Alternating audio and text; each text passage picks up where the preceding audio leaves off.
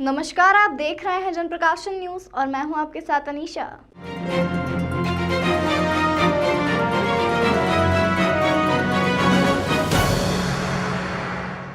राजस्थान के मंत्री सुखराम बिश्नोई एक दिवसीय दौरे पर इंदौर आए, जहां उन्होंने मीडिया से चर्चा के दौरान भारत जोड़ो यात्रा, जो कि राजनीतिक स्वरूप लेते जा रही है, उसको लेकर कहा कि हम कोई सन्यासी तो है नहीं जो राजनीतिक स्वरूप से दूर रहे, लेकिन यात्रा का मूल मकसद है कि वहां के स्थानीय लोगों को जानना, उनकी समस्या की जानकारी लेना। यात्रा करने से प्रेम भाव बढ़ता है, लोगों से मिलते हैं। जब यात्रा चालू हुई थी तो कहा जा रहा था कि यह यात्रा नहीं चल पाएगी, नहीं कर पाएंगे। आज खुद उन लोगों के पास बोलने के लिए कोई शब्द नहीं है।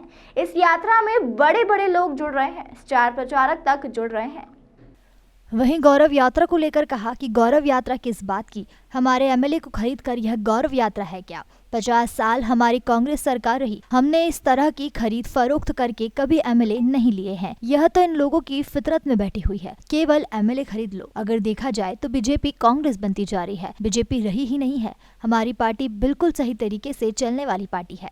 वहीं आदिवासी बोर्ड को लेकर कहा गया कि आदिवासी बोर्ड उनके पक्ष में जाने वाली नहीं है।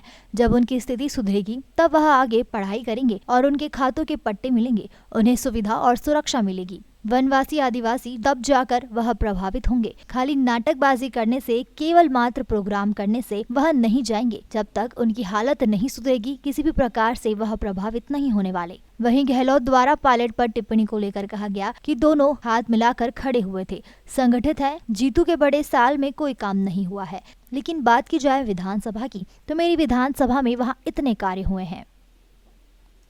गौरव यात्रा किस बात की?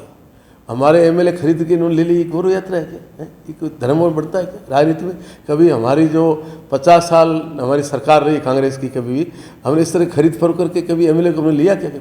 ये तो इनकी लोगों की फितरत में ही बात बैठी हुई है कि खरीद लो एमएलए, फिर कैसा होगा? फिर तो ये बीजेपी कांग्रेस बन गई, कांग्रेस बीजेपी तो रही नहीं आपकी।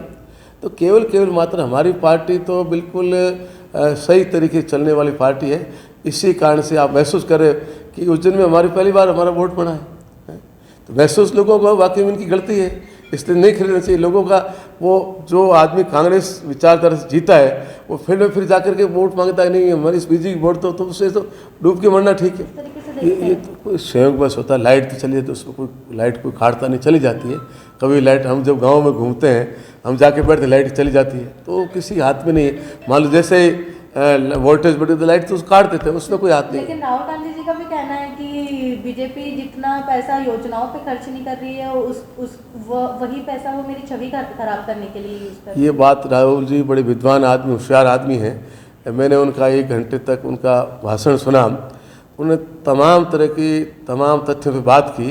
एक विद्वान आदमी तो उन्होंने बात की है। उन्होंने केवल मात्र बीजेपी को ये लग गया था, ये होशियार आदमी है, दिल के साफ हैं, बिल्कुल मुंह पे सटा की बात कहते हैं। इस लोगों की जानबूझ की छवि खराब की। ये जब जगह जगह बोल रहे हैं तो लोगों को पता चल रहा है कि ये जो बीजेपी लोग गलत प्रचार कर रहे थे, राहुल जी भले आदमी। देश दुनिया की तमाम खबरों के लिए चैनल को लाइक, शेयर और सब्सक्राइब जरूर करें।